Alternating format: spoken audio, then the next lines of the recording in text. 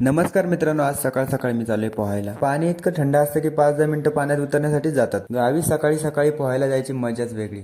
जर दिवसाची सुरुवात अशी होत असेल तर दिवसही फ्रेश जातो. थोड्याच वेळाने आम्ही जास्त गारटलो, त्यामुळे आम्ही लवकर बाहेर निघालो.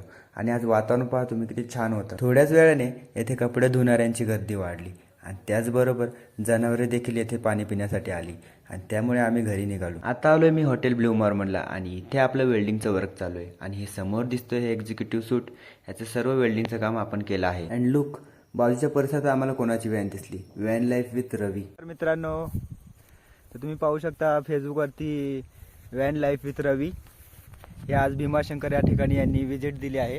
आणि आता ते गाडीत नाही आहे, आम्ही इथं आलो आहे त्यांना भेटायला. तर आमचं साईटलाच काम चालू होतं ब्लू मॉर्मन हॉटेलवरती. तर ते आल्यावरती आपण भेटूया त्यांना, बघूया कसं एक्सपिरियन्स आहे आपला, ते काय सांगतात काय बोलतात. चला भेटूया लवकरच.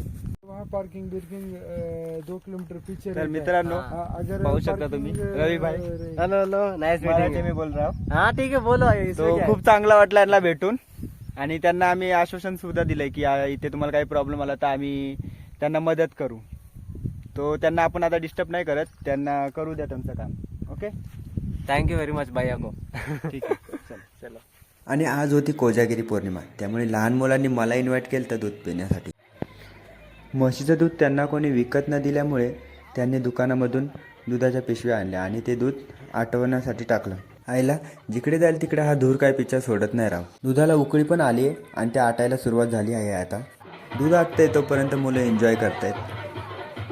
अँड फायनली आता सर्वांना दूध वाटण्यात येत आहे. आणि चंद्राची छोटीशी झलक तुम्ही पाहू शकता दुधामध्ये.